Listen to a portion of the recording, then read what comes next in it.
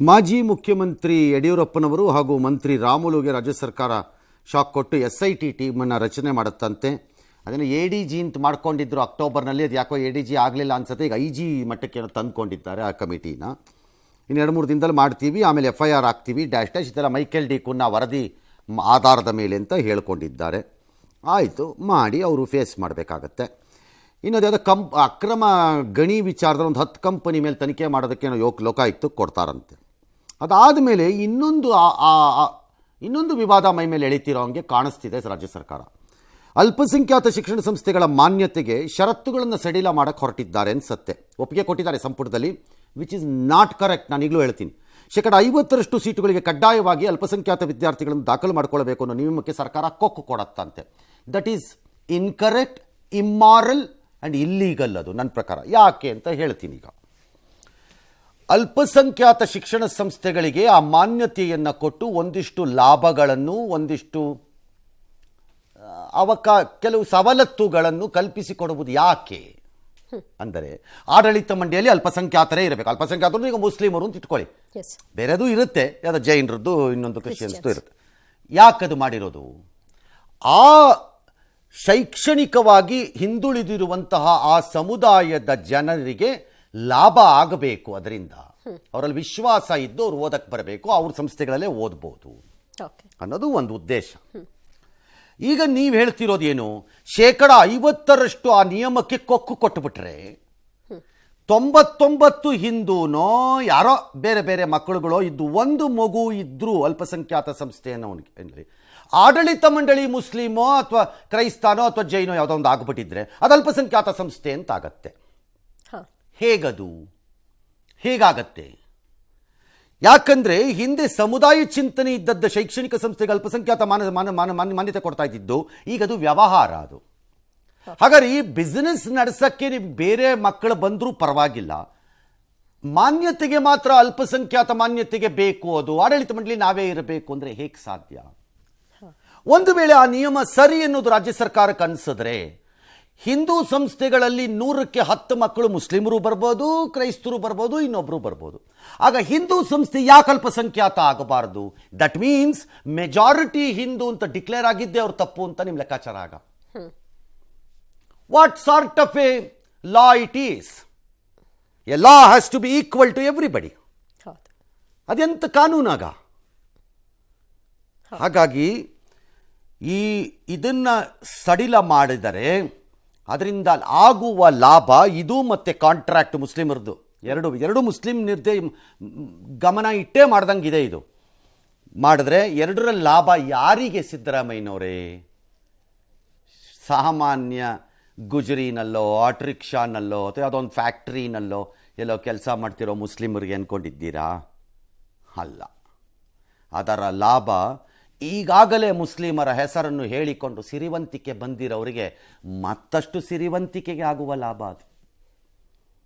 ಅವರಿಗೆ ಮತ್ತೆ ಅಲ್ಪಸಂಖ್ಯಾತ ಮಾನ್ಯತೆಗಳಿಗೆ ನೀವು ಆ ಷರತ್ತನ್ನು ರದ್ದು ಮಾಡಿದ್ರೆ ಯಾರಿಗೆ ಲಾಭ? ಆರ್ಡಿನರಿ ಮುಸ್ಲಿಮ್ಗೆ ಏನು ಲಾಭ? Even otherwise he will go to school. ಅದನ್ನು ನಡೆಸ್ತಿರೋರಿಗೆ ಲಾಭ. ಕಾಂಟ್ರಾಕ್ಟು ಅಷ್ಟೇ. ಯಾರಿಗ ಕಾಂಟ್ರಾಕ್ಟ್ ತಗೊಳ್ಳೋ ತಾಕತ್ತಿದೆಯೋ ಆ ಕಮ್ಯುನಿಟಿನಲ್ಲಿ ಅವ್ರಿಗೆ ಮಾತ್ರ ಲಾಭ, ಆರ್ಡಿನರಿ ಮುಸ್ಲಿಮ್ಗೆ ಅಲ್ಲ. ಮತ್ತು ಈ ಷರತ್ತನ್ನು ಸಡಿಲ ಮಾಡೋದು it's completely goes against the justice of natural justice. ಅದು ಇಲ್ಲದ್ರೆ ಹಿಂದೂ ಶಾಲೆಗೆ ಒಂದು ಮುಸ್ಲಿಂ ಮಗು ಬಂದರೂ ಹಿಂದೂ ಶಾಲೆನೂ ಮೈನಾರಿಟಿ ಅಂತ ಮಾಡಿ, then it is a fair deal. ಅದಾಗಿ ಫೇರ್. ಎಸ್, ಮುಂದಕ್ಕೆ ಹೋಗೋಣ. ವಕ್ಫ್ ವಿರೋಧಿ ಹೋರಾಟದ ಫಲಾನೋ ಏನೋ, ಮುಖ್ಯಮಂತ್ರಿಗಳು ಇದನ್ನು ವಾಪಸ್ ತೆಗಿರಿ ಅಂತ ಸೂಚನೆ ಕೊಟ್ಟರು. ಅಧಿಕಾರಿಗಳು ಈಗ ಆರಂಭ ಮಾಡಿದ್ದಾರೆ. ಧಾರವಾಡದ ಉಪ್ಪಿನಬೆಟಗೇರಿ ಗ್ರಾಮದ 6 ರೈತರ ಪಹಣಿಯಲ್ಲಿ ನಮೂದಿಸಲಾಗಿದ್ದ ವಕ್ಫ್ ಆಸ್ತಿ ಎಂಬ ಪದವನ್ನು ಅಳಿಸಲಾಗಿದೆ. ಇದರಿಂದ ರೈತರು ಖುಷಿಗೊಂಡಿದ್ದಾರೆ. ಗರಗ ಗ್ರಾಮದ ರೈತರ ಪಹಣಿಯಲ್ಲೂ ಕೂಡ ಈಗ ಪರಿಷ್ಕರಿಸಿ ಮುಂದೆ ತೆಗಿತೀವಿ ಅಂತ ಧಾರವಾಡ ತಹಶೀಲ್ದಾರ್ ಹೇಳಿದ್ದಾರೆ. ನಮ್ಮ ಹೋರಾಟದಿಂದ ಇದಾಗಿದೆ ಅಂತ ಯತ್ನಾಳ್ ಹೇಳಿಕೆ ಕೊಟ್ಟಿದ್ದಾರೆ. ಅಲ್ಲ, ನಿಮ್ಮ ಹೋರಾಟದಿಂದ ಆಗಿದೆ ಅನ್ನೋ ಭ್ರಮೆನಲ್ಲಿ ಯತ್ನಾಳ್ ಇದ್ರೆ ಇದ್ಕೋಬಹುದು ಬೇಕಾರವರು. ನೀವು ಇದ್ಕೊಳ್ಳಿ, ನಂದೇನು ಪ್ರಾಬ್ಲಮ್ ಅಲ್ಲ, ಅದು ನಿಮ್ಮ ಇಷ್ಟ. ಬಟ್ 4 ರೈತರ ಹೆಸರಿಂದ ತೆಗೆದ ತಕ್ಷಣ ನೀವು ಅದು ಫಲ ಮುಗಿದೋಯ್ತು ಅಂತ ಅನ್ಕೊಂಡಿದ್ರೆ ನಿಮ್ಮಷ್ಟು ಮೂರ್ಖರು ಇನ್ನೊಬ್ಬರಿಲ್ಲ. The gazette has to go. ಯಾಕೆ ಅಂದರೆ ರೈತರ ಹೆಸರು ತೆಗೆದಿದ್ದಕ್ಕೆ ಸಂತೋಷ ಪಡ್ತಿರೋ ಅಬ್ಬೇಪಾರಿ ಪ್ರಾಪರ್ಟಿಗಳೇನು, ಸಾರ್ವಜನಿಕ ಆಸ್ತಿಗಳು, ಸ್ಕೂಲ್ಗಳು, ದೇವಸ್ಥಾನಗಳು, ಅದಕ್ಕೆ ಯಾರು ಉತ್ತರ ಕೊಡಬೇಕು? ಒಂದು. ಇನ್ನು ಮುಂದೆ ಈ ರೀತಿಯ ನಮೂದು ಆಗಲ್ಲ ಅನ್ನೋದು ಎಲ್ಲಿ ಬಂದಿದೆ ಇನ್ನು ನಿಮಗೆ ಹಾ, ಆ ಖಾತ್ರಿ ಇಲ್ಲ. ಎಲ್ಲಿ ಬಂದಿದೆ? ಹಾಗಾಗಿ ಇದನ್ನು ಯಾರಾದರೂ ಜಯ ಫಲ ಯಾವುದೋ ಬೇಕಾದ್ರೆ ಸೀತಾಫಲ ರಾಮಫಲ ಅಂತ ಅನ್ಗಿನ್ಕೊಂಡ್ರೆ ನಿಮ್ಮ ಹಣೆ ಬರಹ ಅದು. You can't help. ಅಲ್ಪತೃಪ್ತಿ. ಎಸ್. ವಕ್ಫಿಗವಾದದ ಹೊತ್ತಲ್ಲಿ ರಾಜ್ಯ ಸರ್ಕಾರ ಇನ್ಮೇಲೆ ಇನ್ನೊಂದು ಆರೋಪ ಬಂದಿದೆ. ಅದೇನು ಅಂದರೆ ಅವ್ರಿಗೇನೋ ಮುಸ್ಲಿಮರಿಗೆ ಕಬರಸ್ಥಾನಕ್ಕೆ ಜಮೀನು ಕೊಡೋಕ್ಕೆ ಕಂದಾಯ ಇಲಾಖೆ ಮುಂದಾಗಿದೆಯಂತೆ. ಹಿಂದೂಗಳ ಸ್ಮಶಾನಕ್ಕೆ ಜಾಗ ಕೊಡ್ತಿಲ್ಲ, ನಮ್ಮ ಜಾಗವಿಲ್ಲ ಅಂತಾರೆ, ಅವರಿಗೆ ಕೊಡೋದಕ್ಕೆ ಆರ್ಡರ್ ಮಾಡ್ತಿದ್ದಾರೆ ಅಂತ ಅಶೋಕ್ ಆರೋಪ. ರಾಮಲಿಂಗಾರೆಡ್ಡಿ ಪ್ರತಿ ಊರಲ್ಲಿ ಹಿಂದೂ ಮುಸ್ಲಿಮ್ಗೆ ಪ್ರತ್ಯೇಕ ಸ್ಮಶಾನ ಇರಬೇಕು, ಪ್ರತಿ ಊರಲ್ಲಿ ಚಿತಾಗಾರ ಮಾಡಿದ್ರೆ ಈ ಸಮಸ್ಯೆ ಇರೋದಿಲ್ಲ. ಅದು ಜನರಲ್ ಸ್ಟೇಟ್ಮೆಂಟು ಸರ್, ಅದು ಎಲ್ಲರಿಗೂ ಗೊತ್ತು, ಅದಿದ್ರೂ ಪ್ರಾಬ್ಲಮ್ ಇರಲ್ಲ ಅಂತ. ನೋಡೋಣ. ನನ್ನ ಪ್ರಕಾರ ಹಿಂದೂಗಳಿಗೆ ಈವನ್ ದಲಿತರದ್ದು ಜಮೀನುಗಳಂದ್ರೆ ಕೆಲವು ಕೇರಿಗಳಲ್ಲಿ ಅಥವಾ ಕೆಲವು ಊರುಗಳಲ್ಲಿ ನನಗೆ ಬರೋ ಕಾಗದಗಳು ರಿಪೋರ್ಟ್ಗಳಲ್ಲಿ ಎಲ್ಲರದ್ದು ಒಂದೇ ಅಳು ಏನಪ್ಪ ಅಂದರೆ ಸ್ಮಶಾನಕ್ಕೆ ಜಾಗ ಇಲ್ಲ. ಸ್ಮಶಾನಕ್ಕೆ ಜಾಗ ಇಲ್ಲ. ಕಬರಸ್ಥಾನಕ್ಕೆ ಕೊಡಬಾರ್ದು ಅಂತ ಹೇಳಲಿಕ್ಕೆ ಬರ್ತಿಲ್ಲ, ಅವಶ್ಯಕತೆ ಇದ್ದ ಕಡೆ ಕೊಡ್ಬೋದು. ಆದರೆ ಇದಕ್ಕೆ ಕೊಡದೆ ಅದಕ್ಕೆ ಕೊಟ್ಟರೆ ಮಗದೊಂದು ವಿವಾದ ಅಷ್ಟೇ. Ultimately the government seems to be running like this. ನನಗೆ ಯಾಕೋ ಇತ್ತೀಚಿನ ದಿನಗಳಲ್ಲಿ ಇದು ಅನ್ನಿಸ್ತಾ ಇದೆ. ಈ ರೀತಿ ಈ ಬಸ್ ಓಡ್ತಾ ಇದೆ, ಈ ಸರ್ಕಾರದ ಬಸ್ಸು. ಸದಾಕಾಲ ಕೇಸು, SITಗಳು, ಅದೆಂಥದ್ದೋ ಮುಸ್ಲಿಂ ಅದು ಅದರಲ್ಲೇ ಇದ್ದಂಗಿದೆ. ಮಾತೆತ್ತಿದ್ರೆ ಗ್ಯಾರಂಟಿ ಗ್ಯಾರಂಟಿ ಗ್ಯಾರಂಟಿ, ಇದರಲ್ಲೇ ಅಡಗದಂಗೆ ಕಾಣಿಸ್ತಿದೆ. ದಿಸ್ ಗೌರ್ಮೆಂಟ್ ಮೆಷಿನರಿ ಆ ಪಾಸಿಟಿವ್ನೆಸ್ಸಿಂದ ಈ ಕಡೆ ಸ್ಲಿಪ್ ಆಗೋಗಿದೆ ಅನ್ನಿಸ್ತಿದೆ ನನಗೆ. ಕಳೆದ 6-7 ತಿಂಗಳಿಂದ ಇನ್ನೇನು ಚರ್ಚೆನೇ ಇಲ್ಲ, ಬರೀ ಇದೆ, ಬೇರೆ ವಿಷಯನೇ ಇಲ್ಲ. What type you are not like this. First ಟರ್ಮಲ್ಲಿ ಒಂದಷ್ಟು ಬೆಟರ್ ಅಡ್ಮಿನಿಸ್ಟ್ರೇಟಿವ್ ಸ್ಕಿಲ್ಸ್ ಕಾಣಿಸ್ತಿತ್ತು ನನಗೆ. ಕಬರಸ್ಥಾನದ್ದು ಮಾತ್ರ ಕೊಡೋದಿದ್ರೆ ಇಲ್ಲೂ ಕೊಡಿ.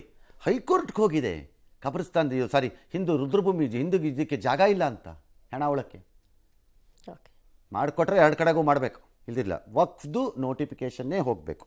ಎಸ್. ಅಬಕಾರಿ ಅಕ್ರಮ ಆರೋಪ ಕೇಸ್ಗೆ ಟ್ವಿಸ್ಟ್ ಸಿಕ್ಕಿದೆ. ಅಬಕಾರಿ ಇಲಾಖೆಯಲ್ಲಿ ಭ್ರಷ್ಟಾಚಾರ ಹೊಸ್ತಲ್ಲ, ಗೋಪಾಲಯ್ಯ ನಾಗೇಶ್ ಅವಧಿಯಲ್ಲೂ ಇತ್ತು, ಆದರೆ ಈಗ ಮಿತಿ ಮೀರಿ ಹೋಗಿದೆ ಅಂತ ಮದ್ಯ ಮಾರಾಟಗಾರರ ಸಂಘದ ಒಕ್ಕೂಟ ಆರೋಪಿಸಿದೆ.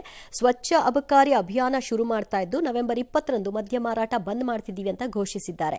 ಇದೇ ವೇಳೆ ರಾಜ್ಯಪಾಲರಿಗೆ ನಾವು ದೂರು ಕೊಟ್ಟಿಲ್ಲ ಅಂತ ಹೇಳಿದ್ದಾರೆ, ಆದರೆ ತನಿಖೆ ಆಗಲೇಬೇಕು ಅಂತ ಆಗ್ರಹಿಸಿದ್ದಾರೆ. ಹಾಲಿ ಅಬಕಾರಿ ಸಚಿವರನ್ನ ಸಂಪುಟದಿಂದ ಕಿತ್ತಾಕಿ ಅಂತ ನಾವು ಹೇಳಿಲ್ಲ, ಆದರೆ ಈ ಖಾತೆಯಿಂದ ತೆಗಿರಿ ಅಂತ ಅಷ್ಟೇ ನಮ್ಮ ಬೇಡಿಕೆ ಅಂತ ಒಕ್ಕೂಟದ ಅಧ್ಯಕ್ಷರು ಹೇಳಿದ್ದಾರೆ. ಗೋಪಾಲಯ್ಯನ್ ಇರುವಾಗಲೇ ಇದ್ದಿತ್ತು, ಅದರ ಹಿಂದೆ ನಾಗೇಶ್ ಅವರು ಇರುವಾಗಲೂ ಇದ್ದಿತ್ತು. ಈಗ ಅದು ಜಾಸ್ತಿ ಆಗಿದೆ, ತಡ್ಕೊಳ್ಳೋಕ್ಕಾಗಲ್ಲ ಅಂತ ಹೇಳ್ತಾರೆ.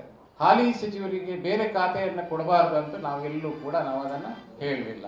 ರಾಜ್ಯಪಾಲರಿಗೆ ಮನವಿಯನ್ನು ನೀಡಿದ್ದಾರೆ, ಅವರು ನಮ್ಮ ಲೈಸೆನ್ಸುದಾರರು ಅಲ್ಲ. ಕಳೆದ ಸರ್ಕಾರದಲ್ಲಿ 40% ಬಂದಾಗ ಏನು ಭ್ರಷ್ಟತೆಯ ಸರ್ಕಾರ, 40% ತಡ್ಕೊಳಕ್ಕಾಗ್ತಿಲ್ಲ ಅಂದರು. 40% ದಾಟಿ ತಡ್ಕೊಳಕ್ಕಾಗ್ತಿಲ್ಲ ಅಂದರೆ ಯಾವ ಪರ್ಸೆಂಟಲ್ಲಿ ಇದೀರಪ್ಪ ಎಲ್ಲರೂ, ಅಥವಾ ಇದೀರೋ ಇಲ್ವೋ ಗೊತ್ತಿಲ್ಲ ಅವ್ರು ಮಾಡ್ತಿರೋ ಆರೋಪ. ಅಂದರೆ ಅರ್ಥ ಏನು?